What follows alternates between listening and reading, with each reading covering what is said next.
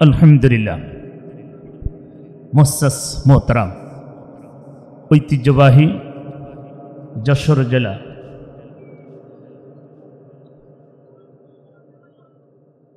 ঐতিহ্যবাহী Ad-din medical college প্রাঙ্গণে বিশাল ঐতিহাসিক তাফসিরুল কোরআন মাহফিল, আজকের এই মাহফিলে আয়োজন করেছেন আকিস ফাউন্ডেশন থেকে।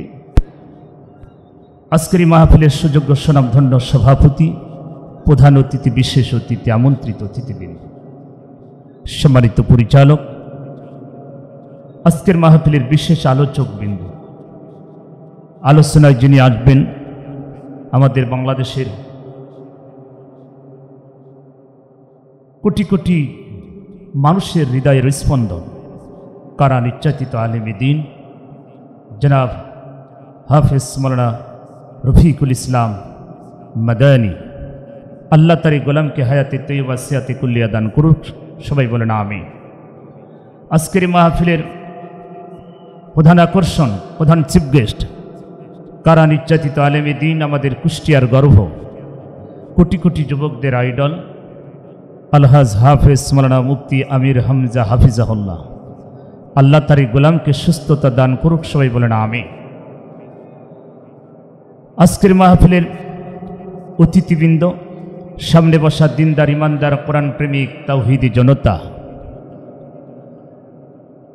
থেকে থাকলে সরকারি গোয়েন্দা বিভাগের প্রশাসন ভাইয়েরা, জাতির বিবেক সাংবাদিক ভাইয়েরা, আরও থেকে থাকলে পর্দার আড়ালের সম্মানিতা, সরলা, অবলা, অতি সাধবী, অতিগুণে গুণান্বিতা মা ও বোনেরা, আমরা সর্বপ্রথম সেই মহান আল্লাহ পাকের দরবারে শুকরিয়া আদায় করছি, যেই মহান রব্বুল আলামিন আমাদেরকে ভালোবেসে মহাব্বত করে এমন একটি জামানা উপহার দিলেন। আমাদের বুকের ওপর একটি বড় পাথর চাপা ছিল, যেই পাথরটার নাম আমি দিয়েছি ইন্ডিয়ান পাথর। যেই পাথরটাকে আল্লাহ পাক আমাদের বুকের ওপর থেকে সরিয়ে তার জায়গায়, ইন্ডিয়ার জায়গায় ফিরিয়ে দিয়েছেন, সেই মহান আল্লাহ পাকের দরবারে শুকরিয়া আমরা জবান ছেড়ে বলি আলহামদুলিল্লাহ। লাখ কোটি দরুদ বিশ্ব মানবতার মুক্তির দেশারি ঘুণে ধরা সমাজের রাহবার জনাবে মুহাম্মদ রাসূলুল্লাহ, সবাই পড়ি সাল্লাল্লাহু আলাইহি ওয়াসাল্লাম। সম্মানিত উপস্থিতি, আজকের এই যশোরের ভিতরে যে খুলনা বিভাগের ঐতিহ্যবাহী, আমি বলতে পারবো বাংলাদেশের ঐতিহাসিক শ্রেষ্ঠ একটি তাফসিরুল কোরআন মাহফিল। আজ যশোর জেলা ধন্য, আকিস ফাউন্ডেশন ধন্য, আমরাও আজকের এই মাহফিলে আসতে পেরে নিজেকেও ধন্য মনে করছি। কথা বলে ঠিক না? যে মহান আল্লাহ পাক জালেমের কারাগার থেকে মুক্ত করে আজকে এই মানুষের হাজার হাজার কোটি কোটি 18 কোটি মানুষের বাকশক্তি যিনি ফিরিয়ে দিলেন, যিনি ভাষা ফিরিয়ে দিলেন, আজকের এই কোরআনের মাহফিল যদি জালেম শাসক থাকতো, এই মাহফিল আমার দৃষ্টিতে হতো না, আমার জানা মতে হতো না। কিন্তু আল্লাহ পাক তার অশেষ রহমত দিয়ে তিনি আজকের এই মাহফিলকে সুন্দরভাবে সাজানোর ব্যবস্থা করে দিয়েছেন, আমাদের বাকশক্তি ফিরিয়ে দিয়েছেন, 18 কোটি মানুষের বাকরুদ্ধ করে রেখেছিলেন, গণতন্ত্রকে তারা কবর দিয়েছিলেন। যেই মহান আল্লাহ পাক সব কিছু ফিরিয়ে দিলেন, সেই মহান আল্লাহ পাকের দরবারে আমরা আরেকবার শুকরিয়া আদায় করি, বলি আলহামদুলিল্লাহ। আমি দোয়া না করে পারি না, যিনি আমাকে আজকের এই মাহফিলে আমার মতন নগণ্য, আমার মতন একজন গুনাহগার, ইলম কালাম নাই, আজকের এই ময়দানে যিনি বসার সুযোগ করে দিয়েছেন,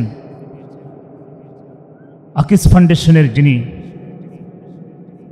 আজকের এই প্রোগ্রামের যিনি সভাপতি, আদ্দিন মেডিকেল হসপিটালের সম্মানিত পরিচালক, চেয়ারম্যান, ব্যবস্থাপক যাই বলেন, ডক্টর মহিউদ্দিন সাহেব, উনি আমাকে আজকের এই প্রোগ্রামে সুযোগ করে দিয়েছেন। এই জন্য আল্লাহ পাকের দরবারে লাখো কোটি শুকরিয়া। আমি স্যারের জন্য দোয়া করি, আল্লাহ তার এই গোলামকে দ্বীনের জন্য, ইসলামের জন্য, কোরআনের জন্য কবুল করে নে। আল্লাহ আমার এই স্যারকে সুস্থতা দান করুক, তার পরিবারটাকে জান্নাতি পরিবার হিসাবে কবুল করে নে। তার পিতা মাতা দুইজনাই কবরে চলে গেছে, তাদের কবরগুলো জান্নাতের বাগান বানিয়ে দিই। আজকের এই মাহফিলে যত মানুষ এসেছেন, পবিত্র কোরআনুল কারীম, আমি সূরার একটি তাওবার একটি আয়াত পেশ করেছি। আলোচনা ব্যাপক, সময় কম। সম্মানিত ভাইয়েরা, আমরা ইতিহাস পড়েছি আইয়ামে জাহিলিয়া, আমরা আইয়ামে জাহিলিয়ার ইতিহাস পড়েছি। সেই জামানায় মানুষের অধিকার ছিল না। খুন খারাপি, মারামারি, লুটপাট, সন্ত্রাস, চাঁদাবাজ, দুর্নীতি, মাদক সন্ত্রাস থেকে শুরু করে নারী ধর্ষণ থেকে শুরু করে এমন একটি জামানা ছিল, এমন একটি যুগ ছিল। সেই যুগের নাম ছিল আইয়ামে জাহিলিয়া। আমরা দেখেছি 2024 সালে 5 আগস্টের আগ পর্যন্ত 15.5 বৎসর একই কায়দায় ছিল আইয়ামে জাহিলিয়া, আর এটা ছিল আওয়ামে জাহিলিয়া। ওটা ছিল আইয়ামে জাহিলিয়া, আর এই 15.5 বৎসর ছিল আওয়ামে জাহিলিয়া। ওই জাহিলিয়ার যে ক্যান্সার, এই 15.5 বৎসর ছিল একই কায়দায় তারা কৌশল করে মানুষের বাকশক্তি তারা কেড়ে নিয়েছিল। কথা বলে ঠিকই না? আপনারা জানেন, মুফতি আমির হামজাকে খুলনা বেজরডাঙ্গার মাহফিলে উঠতে দেয় নাই। আমার ভাইয়েরা, জমিন কার? চিল্লাই বলতে হবে, জমিন কার? আসমান কার? কোরআন কার? আমরা কার? আইন চলবে কার? আল্লাহর জমিনে আল্লাহর আইন চলবে। নগণ্যই পাপী জাহান্নামের কীট এই জালেম শাসক কোরআনের মাহফিল বন্ধ করে দিয়েছে। আল্লাহ রাব্বুল আলামিন বলেন, গো নবী, ইউরিদুনা লিতুফিউ নূরাল্লাহি বিআফওয়াহিহিম আল্লাহু মুতিম্মু নূরিহি ওয়ালাউ কারিহাল কাফিরুন। আল্লাহ বলেন, নবী, কাফের যারা হবে ওরা মুখের ফুৎকার দিয়ে আমার এই কোরআনের নূরকে তারা নিভিয়ে দিতে চায়, আমার এই আলোকে তারা নিভিয়ে দিতে চায়। ওগো নবী, সম্ভব হবে না, কারণ আমি আমার এই নূরকে আমি পৃথিবীতে জ্বালিয়েছি, জ্বালাবো, কিয়ামত পর্যন্ত জ্বলবে। আমার এই নূরকে যারা নিভাতে চায়, ও নবী, ওরা কাফের। ও নবী, ওরা কোনো দিন সম্ভব হবে না। কাফের যারা বিভিন্ন কৌশল করে আমার এই কোরআনের নূরকে যারা নিভাতে চায়, ওগো নবী, ওরা কাফের। কারণ সম্ভব হবে না। কাফেরা মন খারাপ করুক আর যাই করুক না কেন, আমার এই নূরকে আমি জ্বালিয়েছি, জ্বালাবো, কিয়ামত পর্যন্ত জ্বলবে। জোরে বলুন সুবহানাল্লাহ। আল্লাহ রাব্বুল আলামিন, ও নবী, যারা আমার এই কোরআনের নূরকে নিভাতে চায় ওরা কাফের। যশোরবাসী কান দিয়ে শুনে আল্লাহ বলেন, যারা আমার কোরআনের নূরকে নিভাতে চায় ওরা কাফের। আর কাফের মারা গেলে তার জানাজা করা জায়েজ নাই। কাফের মারা গেলে জানাজা করা জায়েজ নাই। যদি জানাজা করা জায়েজ হতো, তাহলে সর্বপ্রথম আবু জেহেলের জানাজাটা আগে হতো। কথা বলে ঠিকই না? তাহলে আজ বাংলাদেশে যারা কোরআনের মাহফিল বন্ধ করে দিয়েছিল, মুফতি আমির হামজার বাংলাদেশে তাফসীর মাহফিল যারা বন্ধ করে দিয়েছিল, মিজানুর রহমান আজহারীর মাহফিল যারা বন্ধ করে দিয়েছিল, আল্লামা মামুনুল হকের মাহফিল যারা বন্ধ করেছে, এদেশের হাজার হাজার মানুষ তাফসীর মাহফিল যারা বন্ধ করে দিয়েছে, আমার আল্লাহর ভাষায় ওরা কাফের। আর কাফের মারা গেলে জানাজা করা জায়েজ নাই। জোরে বলেন, কথা ঠিক না? কাফের মারা গেলে জানাজা করা, তাহলে বাংলাদেশে কাফের আছে কিনা? জোরে বলেন, আছে কিনা? আল্লাহর গজব তাদের উপরে নাজিল হয়েছে, আল্লাহর গজবে তারা ধ্বংস হয়েছে। সম্মানিত ভাইয়ের আমার, মুসা আলাইহিস সালামের সাথে ফিরাউনের দ্বন্দ্ব হয়। মুসা আলাইহিস সালামের সাথে ফিরাউনের সাংঘর্ষিক। ফিরাউন 450 বছর ক্ষমতায় ছিল। কত বছর? 450 বছর। ফিরাউন ছিল পুরুষ। ফিরাউন কি ছিল? সবাই জোরে বলেন। ফিরাউন ছিল পুরুষ। এই ফিরাউনের কাজকর্ম ছিল, তিনি যখন খোদাই দাবি করলেন তখন তার সামসারা বললেন, হুজুর আপনি যে খোদাই দাবি করলেন, আপনি এই সমাজের মানুষ, এলাকার মানুষ আপনাকে মানবে না, এই রাষ্ট্রের মানুষ আপনাকে মানবে না। ফিরাউন বলল, তাহলে কি করা যায়? বললেন, সামসাগুলো বলছে, আলেমদেরকে হত্যা করা শুরু করো, জ্ঞানীদেরকে হত্যা করো। ফিরাউন একই কায়দায় আলেমদেরকে হত্যা করা শুরু করলো, জ্ঞানীদেরকে হত্যা করলেন। ওই জামানায় মানুষের কোনো বাকশক্তি ছিল না, গণতন্ত্র ছিল না। ধর্ষণ, লুটপাট, মাদক, সন্ত্রাস, চাঁদাবাজ থেকে শুরু করে অন্যায় দ্বিধায় চলতেছিল। ফিরাউন চাইল যে জ্ঞানীগুলো থাকলে আমাকে খোদা মানবে না। একই কায়দায় ওই জামানায় ছিল পুরুষ ফিরাউন। কি ফিরাউন? সবাই জোরে বলেন, কি ফিরাউন? পুরুষ ফিরাউন। আর আমাদের দেশে যিনি 15.5 বছর যিনি দেশ চালিয়েছেন, উনি হচ্ছেন লেডিস ফিরাউন। উনি কি ফিরাউন? সবাই জোরে বলেন, কি ফিরাউন? উনি হচ্ছেন লেডিস ফিরাউন। উনি ছিলেন পুরুষ, ইনি হচ্ছেন লেডিস। উনি হচ্ছেন দুলাভাই, ওই দুলাভাইয়ের সূত্রে উনি হচ্ছেন শালি। শালি দুলাভার কাছ থেকে সব সূত্রগুলো নিয়ে এই বাংলাদেশে কায়েম করতে চেয়েছিল। আল্লাহর গজবে তিনি ধ্বংস হয়েছেন। কথা বলে ঠিক না? আমার ভাইয়েরা, দিল্লির মাল দিল্লি চলে গেছে, আর কোনো টেনশন আছে? কথা বলতে হবে, আর কোনো টেনশন আছে? কারণ বাতিল কখনো সফলতা অর্জন করতে পারে না, আর জালেম কখনো সফলতা আনতে পারে না। জালেমের দোয়া কখনো আল্লাহ কবুল করেন না। কথা বলেন ঠিক না? সম্মানিত ভাইয়েরা, এ দেশটা তারা বাবার সম্পদ মনে করে ভক্ষণ করেছিল। মুফতি আমির হামজাকে 3 বছর কারাগারে বন্দী করেছিল। আজকে 2 জন যিনি আলোচক, যিনি আছেন বাংলাদেশের যারা মাথার তাজ, কোটি কোটি মানুষের নয়নের মণি, ইসলাম প্রচারের যারা অগ্ন সৈনিক, আজ সেই 2 জন কারা নির্যাতিত আলেম। গতকাল যিনি ছিলেন তিনিও কারা নির্যাতিত আলেম। আগামীকাল যিনি আসবেন ডক্টর মিজানুর রহমান আজহারি সাহেব, উনি এই দেশ থেকে জালেমের থাবারে তিনি বিদেশে চলে গেছিলেন। কথা বলে ঠিক না? এই দেশটা ফেরাউনের রাজ্য কায়েম করার জন্য তারা চেষ্টা করেছিল, কিন্তু হাজার হাজার মানুষ, কোটি কোটি মানুষের চোখের পানি, মায়ের কান্না, বিধবা নারীর কান্না আল্লাহর আরশে চলে গেছে। আবু সাইদের মায়ের বুকের কান্না, আবু সাইদের মায়ের চোখের পানি, মুগ্ধর মায়ের চোখের পানি, হেফাজতের হাজার হাজার নেতা কর্মীর চোখের পানি। আমার ভাইয়েরা, এদেশের তরুণ ছাত্র ছাত্রী হাজার হাজার মায়ের কান্নার আরশে পুচিয়ে যে আল্লাহ জালেম শাসক তাকে বিদেশে পাঠিয়েছে। কথা বলে ঠিক না? আল্লাহ এমনি মানুষকে, আল্লাহ বলছে, জহরাল ফাসাদু ফিল বাররি ওয়াল বাহরি বিমা কাসাবাত আইদিন নাস।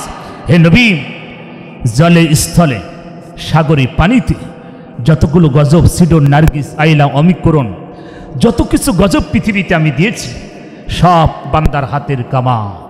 কথা বলেন? তাদের দলের নেতা কর্মী, এক একজন এমপি, মন্ত্রী, হাজার হাজার কোটি কোটি টাকার মালিক, এবং যাদের মদের বোতল আর নারী ছাড়া ঘুম হয় নাই, জেরে বলেন কথা ঠিক না? সম্মানিত ভাইরা, ইসলাম শান্তি চেয়েছে, কিন্তু 15.5 বছর তারা অশান্তি তৈরি করেছিল বাংলাদেশে। যারা পা ছাড়তে পেরেছে তারা হয়ে গেছে সঙ্গী, যারা পা ছাড়তে পারে নাই তারা হয়ে গেছে জঙ্গি। কথা কি ঠিক আছে? মুফতি আমির হামজার মতন, আল্লামা রফিকুল ইসলাম মাদানির মতন, আল্লামা মামুনুল হকের মতন, ডক্টর মিজানুর রহমান আজহারি সাহেবের মতন মানুষগুলোকে যারা জেল জরিমানা দিতে চায়, যারা গুম করতে চায়, যারা রিমান্ডের পরে রিমান্ডে যারা নির্যাতন করতে চায়, জঙ্গলের জানোয়ারের চেয়েও খারাপ। আমার ভাইরা, একজন মানুষ কিভাবে আয়না ঘর তৈরি করতে পারে, একজন মানুষ কিভাবে একটি গুমের রাজনীতি করতে পারে, কিভাবে দেশটা শোষণ করেছিল, আল্লাহর গজব তাদের উপরে লানত নাজিল হয়েছে। কত মায়ের বুকের কান্না, কত নারীর চোখের পানি। 57 জন সেনাকে হত্যা করা হলো। এই 57 জন সেনার মায়ের কান্না, স্ত্রী চোখের পানি, বাবার কান্না, ভাইয়ের কান্না আল্লাহর আরশে পুচিয়েছেন, আর জালেম বিদায় হয়েছে। জোরে বলেন কথা ঠিক কিনা? আল্লাহ রাব্বুল আলামিন, নবী, আমি পৃথিবীতে কোরআন নাজিল করেছি, এই কোরআন যারা মেনে নেবে, কোরআন অনুযায়ী যারা জীবন চালাবে, ও নবী, তাদের কোনো ভয় থাকবে না, কোনো টেনশন থাকবে না। আল্লাহ পাক বললেন, ফালাহুম আজরুহুম ইনদা রাব্বিহিম, আমার পক্ষ থেকে তাদের জন্য পুরস্কার যাবে। জোরে বলুন সুবহানাল্লাহ। আল্লাহ রাব্বুল আলামিন পবিত্র কোরআনুল কারীম কোরআন শরীফের 9 নম্বর সূরা, সূরাটির নাম হচ্ছে আত-তাওবা। তাওবার শাব্দিক অর্থ হচ্ছে ফিরে আসা। কি আসা? ফিরে আসা। কোথা থেকে ফিরবেন? ইন্ডিয়া থেকে না, অন্যায় অত্যাচার জুলুম যত পাপাচার থেকে ফিরে আসার নামই হচ্ছে তাওবা। এই সূরাটির ভিতরে আছে আয়াত আছে 129টি, রুকু আছে 16টি। সূরাটি নাজিল হলো মাদানী শহরে নবম হিজরিতে জিলকদ মাস। আয়াতটি নাজিলের প্রেক্ষাপটটা কি? সংক্ষিপ্ত কথা হবে। আয়াতটি নাজিলের প্রেক্ষাপট, আল্লাহ কেন আয়াতটি নাজিল করলেন, গোটা পৃথিবীতে মানব জাতিকে কি মেসেজ দিতে চাচ্ছেন। আল্লাহর নবী বিশ্ব নবী মসজিদে নববীর ভিতরে প্রবেশ করে নাই। দুইটা গ্রুপ সাহাবা, মদিনার সাহাবা, আনসার সাহাবা, দুইটা গ্রুপ সাহাবা মসজিদে নববীর ভিতরে প্রবেশ করলেন। তার একজন আরেকজন প্রশ্ন করলেন, মদিনার সাহাবাদেরকে ডেকে বললেন, ও মদিনার সাহাবারা, আল্লাহর কাছে মর্যাদাবান সম্মানিত কারা? সঙ্গে সঙ্গে মদিনার সাহাবারা বললেন, আল্লাহর কাছে মর্যাদাবান সম্মানিত হচ্ছে তারা আল্লাহর পথে মাল এবং জান দেয় যারা। আনসার সাহাবারা বললেন, আমাদের দৃষ্টিতে ওটা না, আমাদের দৃষ্টিতে হাজিদেরকে পানি পান করানো। এই কথা যখন বললেন, মদিনার গ্রুপ এবং আনসার গ্রুপ, দুই গ্রুপের ভিতরে কথা শুরু হয়ে গেল। হযরত ওমর রাদিয়াল্লাহু তাআলা মসজিদ নববীর ভিতরে প্রবেশ করলেন। হযরত ওমর রাদিয়াল্লাহু তাআলা ধমক দিয়ে বললেন, ওগো নবীর সাহাবারা, আল্লাহর নবী এখনো জুমার নামাজের জন্য প্রবেশ করে নাই, কেন প্রবেশ করে তোমরা কেন এত গুনগুন আওয়াজ করো? সঙ্গে সঙ্গে তারা বললেন, ভাই ওমর, আমাদের একটা প্রশ্ন, ওই আল্লাহর কাছে মর্যাদাবান সম্মানিত কারা, একটু কি বলা যাবে? হযরত ওমরের মুখটা মলিন হয়ে গেল।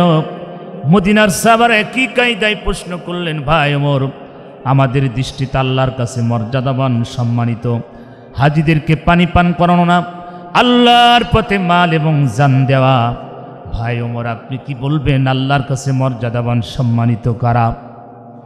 হযরত ওমর রাদিয়াল্লাহু তাআলা মাথাটা নিচু করে বসলেন, ধমক দিলেন, ওগো আল্লাহর নবীর সাহাবারা, চুপ থাকো, নবী এখনো প্রবেশ করে নাই। এই প্রশ্নের উত্তর আল্লাহর নবী ছাড়া সম্ভব না। আল্লাহর নবী বিশ্ব নবী জুম্মার দিন জুম্মার নামাজ পড়ানোর জন্য মসজিদ নববীর ভিতরে প্রবেশ করলেন। আর সাহাবারা দাঁড়িয়ে গেলেন, সমস্ত সাহাবারা দাঁড়িয়ে গেলেন। আল্লাহর নবী মসজিদ নববীর ভিতরে প্রবেশ করলেন। জুম্মার নামাজের আলোচনা, খুতবা, নামাজ সব শেষ করলেন। আল্লাহর নবী সাহাবাদের দিকে মুখ ফিরিয়ে বসলেন। সাহাবারা গুনগুন আওয়াজ শুরু করলেন। আল্লাহর নবী বললেন, ও সাহাবারা, তোমাদের কি কোনো প্রশ্ন আছে? গুনগুন আওয়াজ করো, কারণ কি তোমাদের কি কোনো প্রশ্ন আছে? সাহাবারা দাঁড়িয়ে গেলেন, ওগো আল্লাহর নবী, বেয়াদবি মাফ করবেন ওগো নবী, আমাদের একটা প্রশ্ন, আল্লাহর কাছে মর্যাদাবান সম্মানিত কারা? উত্তর কি ওগো নবী দিবেন? মদিনার সাহাবারা প্রশ্ন করলেন।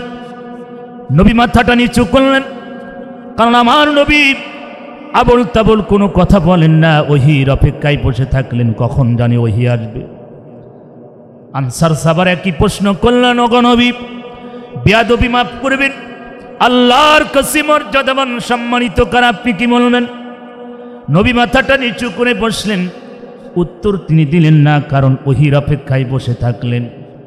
আমার নবী আউল ফাউল কোনো কথা বলেন না। আর আমরা যদি হতাম, ফতুয়ার ডালিনি বসে যেতাম। কথা বলেন ঠিক কিনা? সবচেয়ে বেশি ফতুয়াবাজি হয় চায়ের দোকানে, সবচেয়ে বেশি ফতুয়াবাজি হয় চায়ের দোকানে। দেখবেন চার দোকানদার হচ্ছে মুফতি, আর যারা চা খায় ওরা সব মুহাদ্দিস আর মুফাসসির। যত রকম ফতুয়া সব চায়ের দোকানে, এ হুজুর খারাপ, এ খারাপ, ও খারাপ, আর ও পোশাক ফেরি পানি না, ও চাল্লার উনি। সম্মানিত উপস্থিতি, আল্লাহর নবী বিশ্ব নবী মাথা টেনেচে করে বসলেন। দুই গ্রুপ সাহাবা, মদিনার সাহাবা, আনসার সাহাবারা প্রশ্ন করলেন, মসজিদ নবী এত সুন্দর, এখন যত সুন্দর, আগে এত সুন্দর ছিল না। আগে ছিল খড়ের কাঠের তৈরি, কিন্তু মসজিদ নববী এত সুন্দর। আমি যতবার মসজিদ নববীর ভিতরে ঢুকেছি কলিজা ঠান্ডা হয়ে গেছে, কারণ মসজিদ নববীর মতন সুন্দর পৃথিবীতে আমার মনে হয় আর কোথায় এত সুন্দর মসজিদ দেয়। সম্মানিত ভাইয়ের আমার, যারা মসজিদ নববীর ভিতরে প্রবেশ করেছেন তারা দেখেছেন শান্তি আর শান্তি। এই মসজিদ নববীর ভিতরে আল্লাহর নবী সাহাবাদেরকে নিয়ে বসে আছেন। জিবরাইল আমিন আল্লাহর কাছে বললেন, ওগো নবী, এই পৃথিবীতে আপনার কোনো কষ্ট রাখবেন না আপনার বন্ধু। আল্লাহ পাক ডেকে বললেন, ও নবী, কোনো টেনশন নাই, কোনো চিন্তা নাই। জিবরাইল, জলদি যাও আমার বন্ধুর কাছে, জলদি যাও আর আয়াতটি নিয়ে চলে যাও সূরা তাওবার 20 নম্বর আয়াত। আল্লাহ পাক জিবরাইলের মাধ্যমে আল্লাহর নবীর কাছে আনলেন। জিবরাইল বলেন, ও নবী, মাথা উঁচু করুন, আপনার বন্ধু পাঠিয়েছে, মাথাটা উঁচু করুন। আল্লাহ পাক বললেন, ওগো নবী, আমার কাছে মর্যাদাবান সম্মানিত কারা? আল্লাহ পাক বলেন, আল্লাযীনা আমানু ওয়া হাজারু ওয়া জাহাদু ফি সাবিলিল্লাহ বিআমওয়ালিহিম ওয়া আনফুসিহিম আযমু দারাজাতান ইনদাল্লাহ ওয়া উলাইকা হুমুল ফাইজুন। আল্লাহ বলেন, ও নবী, আমার কাছে মর্যাদা তারা আল্লাযীনা আমানু, ঈমান আনে যারা, ওয়া হাজারা যারা হিজরত করে, ওয়া জাহাদু যারা জিহাদ করে, ফি সাবিলিল্লাহ আল্লাহর পথে, বিআমওয়ালিহিম ওয়া আনফুসিহিম আল্লাহর পথে যারা জান এবং মাল দিয়ে সংগ্রাম করে। আল্লাহ পাক বললেন, ও নবী, আযমু দারাজাতান ইনদাল্লাহ, ওরা আমার কাছে মর্যাদাবান সম্মানিত। জোরে বলুন সুবহানাল্লাহ। কোন জমিনের মাটি আমার মরস্থান, কাদের চোখের জলে আমি, কাদের চোখের জলে আমি পাব পরিত্রাণ। কোন জমিনের মাটি আমার হবে গোরস্থান, কারাই আমায় গোসল দিবে, কে আনিবে কাফন, কারাই আমার পাশে বসে করে দিবে দাফন, কারাই আমার পাশে বসে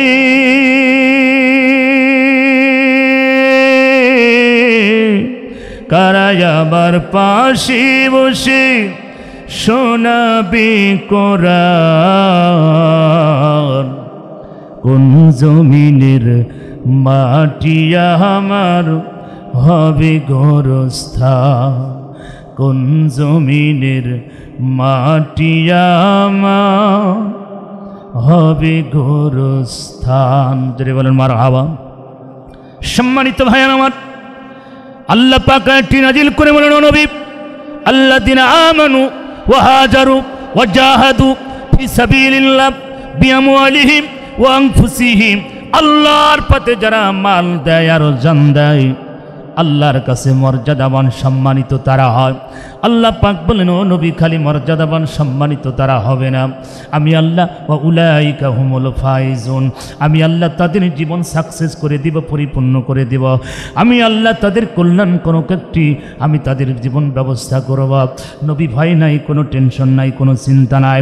আমার জমিনে যারা আমার দিন কায়েমের জন্য, আমার গোলামি করার জন্য রাজপথে যারা বুকের তাজা রক্ত ঢেলে দিয়েছে, ও নবী, তাদের কোনো টেনশন থাকবে না, চিন্তা থাকবে না। আমার দিন কায়েমের জন্য যারা বুকের তাজা রক্ত দিল, গো নবী, ওদের মরতে দেরি, জান্নাত পেতে ওদের দেরি হবে না। জোরে বলুন সুবহানাল্লাহ।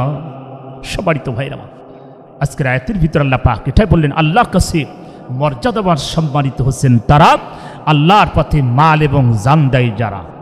আজ পৃথিবীর ইতিহাস ইসলাম ইকামতের দিন কায়েমের জন্য আজ বাংলাদেশে যারা জীবন দিয়েছে, রক্ত দিয়েছে, আল্লাহর কাছে তারা প্রিয় হয়েছে। সম্মানিত ভাইয়েরা, এই জন্য আদর্শবান সন্তান, আদর্শবান পরিবার, আদর্শ রাষ্ট্র, দুর্নীতিমুক্ত বাংলাদেশ যদি গড়তে হয়, আদর্শবান সন্তান তৈরি করতে হবে। আজকে যারা আসতেছে যে সোনার সন্তানগুলো, এরা তো কোনো মায়ের পেটের সন্তান, কথা বলে ঠিকই না। আমার ভাই আজকে যিনি উপস্থাপনা করছেন আমিনুল ইসলাম মমিন, আমার মানিক ভাই সুন্দর কণ্ঠ দিয়ে কথা বলেন, উপস্থাপনা করেন, তিনি খবর পড়ছেন, আপনারা জানেন তিনি মিডিয়াতে অনেক তার প্রভাব, এবং যিনি আমাকে এ পর্যন্ত আনলেন যশোর জেলার কৃতি সন্তান, নাট্যকার, ইসলামী সাংস্কৃতিক জগতের অন্যতম উজ্জ্বল নক্ষত্র কবির বিন সামা, এবং আপনাদের যশোর জেলার সন্তান সুরের জগতের যিনি সম্রাট অ্যাডভোকেট রুকনুজ্জামান, অনেক শিল্পী ছাইমন গোষ্ঠী কলরবের আমার বড় ভাই আছেন শিল্পী লিটন জামান, অনেক শিল্পী আপনাদেরকে মুগ্ধ করেছে, যাদের কণ্ঠ দিয়েছেন কে? সবাই জোরে আওয়াজ দিয়ে বলতে হবে কে? আপনার আমার মালিক কে? আদর্শবান সন্তান তৈরি করার ফ্যাক্টরির নাম হচ্ছে মাদ্রাসা। একটা সন্তানকে আলেম বানান, একটা সন্তানকে হাফেজ বানান, চরিত্র গঠন হবে। আমি আপনাদেরকে বলবো হাফেজ সন্তানের সম্মান মর্যাদা আমার আল্লাহ স্বয়ং দেন, একজন আলেমের সম্মান আমার আল্লাহ দেন। আজ এই হাজার হাজার লক্ষ লক্ষ মানুষ আপনার এসেছেন, তিনি হচ্ছেন ওরাসাতুল আম্বিয়া নাইবের রাসূল, আলেমদের কথা শোনার জন্য। আপনার কি মনে চাই না আমার একটা সন্তানকে হাফিজ বানান, আমার একটা সন্তানকে আলেম বানান, যেই সন্তানটা আমার খাটিয়া ধরে কবর পর্যন্ত পুষিয়ে দেবে, যেই সন্তান আমাকে নিজে হাতে গোসল দেবে, যেই সন্তান কাফনের কাপড় পরাবে, যেই সন্তানটি আমাকে খাটিয়া ধরে নিয়ে যাবে, জানাজা করবে, কবরের ভিতরে শেষ বিদায় দিয়ে প্রতিদিন না হলো প্রতি সপ্তাহে বাবার কবরের পাশে যেয়ে, মায়ের কবরের পাশে যেয়ে একটু হাত তুলে দোয়া করবে, এমন সন্তানকে আপনি চান না? যেই সন্তানটি কোরআন সূরা নাবার কয়টা আয়াত আপনাদের সামনে পেশ করেছে ডক্টর মহিউদ্দিন সাহেব স্যারের, তিনি সুযোগ্য সন্তান। ওই পিতা ধন্য, ওই মাতা ধন্য, যেই মায়ের পেট থেকে এই সন্তানগুলো বেরিয়ে এসেছে, কথা বলে ঠিক না? এই জন্য আপনারও পারে আদর্শবান সন্তান তৈরি করতে। আল্লাহর নবী বিশ্ব নবী মেরাজে গেলেন, নবী বলেন আদ-দুনিয়া কুল্লুহা মাতাউন ওয়া খায়রু মাতাইদ দুনিয়া আল মারআতুস সালিহা। গোটা পৃথিবীতে যত সম্পদ আছে, সব সম্পদের যেই সম্মান আমার আল্লাহর কাছে আছে, তার চেয়ে বেশি সম্মান মর্যাদা একজন নেককার পরেজগার দিনদার নারী আমার আল্লাহর কাছে মর্যাদাবান, সম্মানিত। সম্মানিত মায়েরা, যশোর জেলার মায়েরা, যেই প্রান্ত থেকে এসেছেন ওগমা, আপনাদের পায়ে হাত রেখে বলে যায় ওগমা, পৃথিবীতে শ্রেষ্ঠ আপনারা হচ্ছেন, মা হচ্ছে পৃথিবীতে শ্রেষ্ঠ। রসুল বলেছেন heaven lights at the foot of mother, মায়ের পায়ে নিচে সন্তানের বিহীন। মা পৃথিবীতে এমন একটা নিয়ামত, পৃথিবীতে কোনো নারী মায়ের মতন হতে পারে না, বাবার মতন পৃথিবীতে কোনো পুরুষ হতে পারে না। মা তো মায়ের ডাকটা পৃথিবীতে এত সুন্দর, এমন একটি গজল দিয়েছিলেন আমার আমিনুল মমিন ভাই,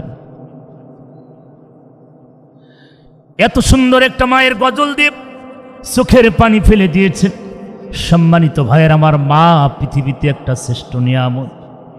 আল্লাহ নবী বিশ্বনবী বলেন, জাহান্নামের ভিতরে যখন তিনি জাহান্নামের দৃশ্য দেখলেন, জান্নাতের দৃশ্য দেখলেন মেরাজের রাত, সামনে মেরাজের রাত আসতেছে, যশোরের মায়েরা কান দিয়ে শুনে আল্লাহ নবী বিশ্বনবী মেরাজে যাওয়ার পরে জাহান্নামের দৃশ্য দেখলেন। এক শ্রেণী নারীদেরকে জাহান্নামের ভিতরে ঠোঁটের সাথে বর্ষি বাঁধিয়ে ঝুলে রেখেছে। নারীগুলো এত চিল্লাইতেছে, নারীগুলো হাওমাও করে কান্নাকাটি করে। আল্লাহর নবী বললেন, জিবরাইল এই নারীগুলো কারা? হে জিবরাইল, এই নারীগুলো কারা? জাহান্নামের ভিতরে এত চিৎকারের আওয়াজ, ঠোঁটের সাথে বর্ষি বাঁধানো রে জিবরাইল, এই নারীগুলো কারা? জিবরাইল বলেন, ইয়া রাসূলুল্লাহ, ইয়া হাবিবাল্লাহ, দুনিয়াতে ওই সমস্ত নারীরা যারা ঠোঁটে ঠোঁট পালিশ ব্যবহার করত, বিউটি পার্লার থেকে ঠোঁটগুলো কালারিং করে বাইরের পুরুষেরকে আকর্ষণ করার জন্য দেখাতো। এই ঠোঁট দিয়ে বিভিন্ন পার্কের ভিতরে বসে খারাপ কাজে লিপ্ত হয়েছে। ও যশোরের মায়েরা কান্দে শুনি গমা, ক্ষণিকের এই পৃথিবীতে, রঙিন এই পৃথিবীতে গতকালকে যিনি 31st নাইট যারা পালন করেছ, তওবা করে ফিরে আসতে হবে, কারণ অমুসলিমদের কালচার মুসলমানদের ভিতরে ঢুকাইছে, কথা বলেন ঠিক কিনা? এটা 31st নাইট মুসলমানদের জন্য যদি হয়, ওই রাতে তাহাজ্জুদের নামাজ পড়ে কোরআন তেলাওয়াত করে আল্লাহর কাছে বলবেন, কিন্তু আজকে ইহুদি নাসারা বেজাতি যারা কাজ করেছে একই কায়দায় আমরা করতেছি। রাসূল বলেন আলমারউ মা মান আহাব্বাহুম মুতাফাক্কুন আলাইহি, এই পৃথিবীতে যার সাথে যার সম্পর্ক হবে তার সাথে তার হাসর নাসরও হবে। তাহলে আজকে যদি বেজাতিদের কালচার আমরা ধারণ করি, আমাদের হাসর হবে বেজাতিদের সাথে। সম্মানিত মায়েরা, আল্লাহর নবী বলেন এ জিবরাইল, জাহান্নামের ভিতরে এত আওয়াজ, এত চিৎকার, আমি সইতে পারি না রে জিবরাইল, জাহান্নামের ভিতরে এত আওয়াজ। জিবরাইল বলেন ইয়া রাসূলুল্লাহ, ইয়া হাবিবাল্লাহ, একটু সামনে অগ্রসর হন, আর একটু সামনে অগ্রসর হন। আল্লাহর নবী বিশ্ব নবী কিছু দূর যাওয়ার পরে তিনি দেখলেন জাহান্নামের ভিতরে আর এক শ্রেণীর নারীদেরকে স্তনের সাথে জাহান্নামের বর্ষি বাঁধিয়ে ঝুলে রেখেছে। নারীগুলো চিল্লায়, এত চিৎকার দেয়, নবী চোখের পানি রাখতে পারলেন না। জিবরাইল, ও জিবরাইল, এই নারীগুলো কারা? জাহান্নামের ভিতরে এত চিৎকারের আওয়াজ, জিবরাইল, এই নারীগুলো কারা? জিবরাইল, এত আওয়াজ চিৎকার দেয়, আমি তো সহ্য করতে পারি না রে জিবরাইল, আমার উম্মতিরা এত কষ্ট পাবে, এত চিৎকার দেয়। জিবরাইল বলেন ইয়া রাসূলুল্লাহ, ইয়া হাবিবাল্লাহ, দুনিয়াতে আপনার ওই সমস্ত উম্মতিরা যারা বুকে কাপড় রাখে নাই, ওড়না ব্যবহার যারা করে নাই, বুক উঁচু করে যারা সমাজে চলাফেরা করেছে, বাইরের পুরুষকে আকর্ষণ করার জন্য বুকে ওড়না ব্যবহার করে নাই। জিবরাইল বলেন ইয়া রাসূলুল্লাহ, ইয়া হাবিবাল্লাহ, ওই দুনিয়ার ওই সমস্ত উম্মতিদের জাহান্নামের ভিতরে স্তনের সাথে জাহান্নামের বর্ষি বাঁধিয়ে ঝুলে রেখেছে। নারীগুলো এত চিৎকার মানি, আমার নবী চোখের পানি ফেলে কেঁদে ফেলে, আমার উম্মতিদের এত কষ্ট দেয়া হবে রে জিবরাইল, আমি সইতে পারি না। আল্লাহর নবী বিশ্ব নবী চোখের পানি ফেলে কাঁদে। জিবরাইল আমিন বলে ইয়া রাসূলুল্লাহ, ইয়া হাবিবাল্লাহ, আরেকটু সামনে অগ্রসর হন। বিশ্ব নবী যখন আরেকটু সামনে অগ্রসর হলেন, দেখতে পেলেন এক শ্রেণীর মাথার উপরে, নারীদের মাথার উপরে টকবক টকবক করে আগুন ফুটতেছে, আগুনের মতন দলা হয়ে ফুটতেছে। আল্লাহর নবী ডেকে বলেন জিবরাইল, এ জিবরাইল, এই নারীগুলো কারা? জাহান্নামের ভিতরে মাথার উপরে টকবক করে জাহান্নামের আগুনগুলো ফুটতেছে রে জিবরাইল, এই নারীগুলো কারা? জিবরাইল বলেন ইয়া রাসূলুল্লাহ, ইয়া হাবিবাল্লাহ, দুনিয়াতে ওই সমস্ত নারীরা যারা অল ক্লিয়ার শ্যাম্পু দিয়ে চুল কালারিং করে, বিউটি পার্লার থেকে চুল কালারিং করে, অল ক্লিয়ার শ্যাম্পু দিয়ে চুলগুলো যারা ফুলাইয়া মোটর সাইকেলের পেছনে স্বামী হোক আর বয়ফ্রেন্ড হোক আর বাবার গাড়ির পেছনে হোক, যারা এইভাবে আকর্ষণ করার জন্য, বাইরের পুরুষকে যারা আকর্ষণ করার জন্য চুলগুলো ফোলাইয়া যারা ঘুরতো সমাজে পুরুষকে আকর্ষণ করার জন্য, জিবরাইল বলেন ইয়া রাসূলুল্লাহ, ইয়া হাবিবাল্লাহ, দুনিয়ার ওই সমস্ত নারীরা যারা মাথায় কাপড় ব্যবহার করে নাই, পর্দা মেনটেন করে নাই, জিবরাইল বলেন ইয়া রাসূলুল্লাহ, ইয়া হাবিবাল্লাহ, আরেকটু সামনে অগ্রসর হন। জিবরাইল আরেকটু সামনে অগ্রসর হলেন, দেখতে পেলেন এক শ্রেণী নারীদেরকে জাহান্নামের পিলাস দিয়ে নখগুলো টেনে টেনে ওঠানো হচ্ছে। জিবরাইল ডেকে বলে ইয়া রাসূলুল্লাহ, ইয়া হাবিবাল্লাহ, ওই সমস্ত উম্মতিরা যারা দুনিয়ায় জঙ্গলের জানোয়ারের মতন যারা নখগুলো বড় রাখত, ও যশোরের মায়েরা, অনেক নারী আছে যারা আঙ্গুলগুলো, নখের মাথাগুলো বড় বড় করে রাখেন জঙ্গলের জানোয়ারের মতন করে। আল্লাহর নবী বলে জিবরাইল, এই নারীদেরকে এত কষ্ট, আমার উম্মতিদের এত কষ্ট দেওয়া হবে রে জিবরাইল। জিবরাইল আমি সঙ্গে সঙ্গে ডেকে বললেন ইয়া রাসূলুল্লাহ, ইয়া হাবিবাল্লাহ, জাহান্নামের ভিতরে অনেক বর্ণনা, অনেক কিছু। আল্লাহর নবী চলে আসলেন দুনিয়ায়, আসার পরে নারী সমাজকে ডেকে বললেন, নারী সমাজেরা শোনো, আমি জাহান্নাম জান্নাত ভ্রমণ করেছি, জাহান্নামের ভিতরে দৃশ্য দেখেছি, নারীর সংখ্যা জাহান্নামের ভিতরে বেশি।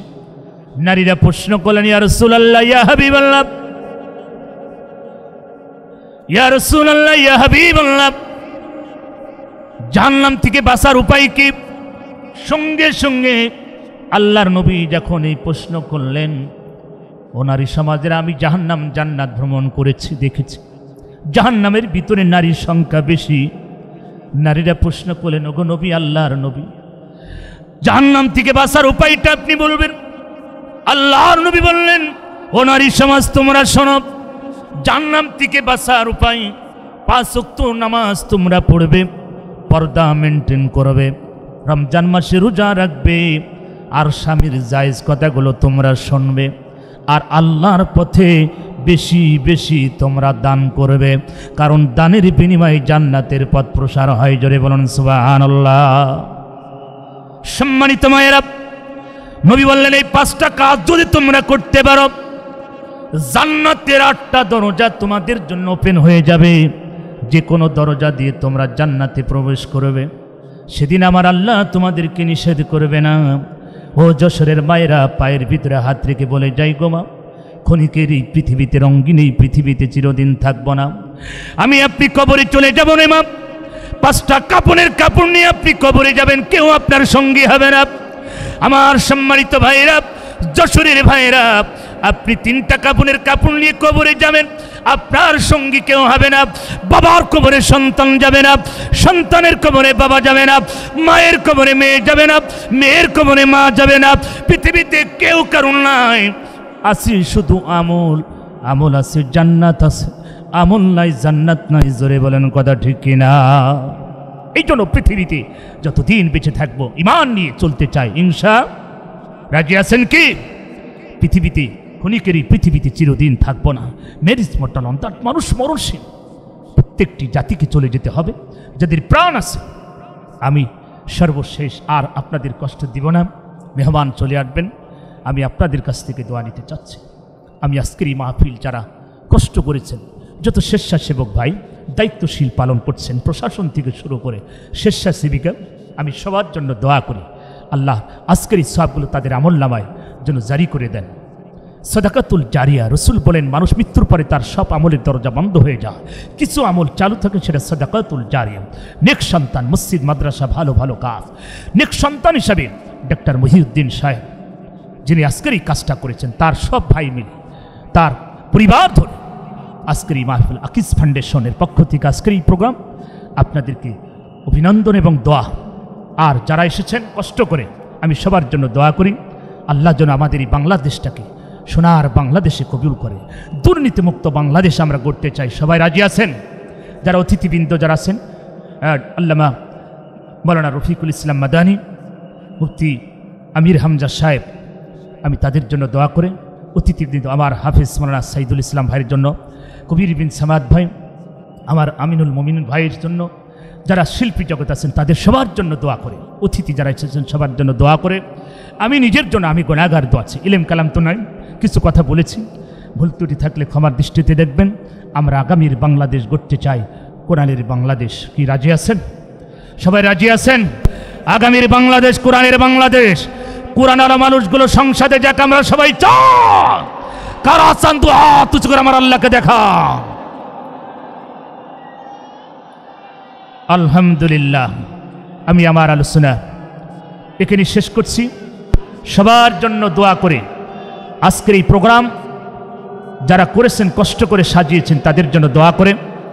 এই আকিজ ফাউন্ডেশন, যিনি আকিজ সাহেব, মরহুম আকিজ সাহেব, তিনি চলে গেছেন, তার জন্য দোয়া করি আল্লাহ তার কবরটা জান্নাত বানান, তার স্ত্রী আল্লাহ কবরের জান্নাত বানায় দিক, তার সন্তান পরিবার যারা বেঁচে আছে তাদের সবাইকে নেককার বানাক, দিনদার বানাক। আর যারা ব্যবসা বাণিজ্য করে আল্লাহ তাদের ব্যবসার ভিতরে বারাকা দান করুক, আমিন। দোয়া চাই, দোয়া করে আমি আমার আলোচনা শেষ করছি।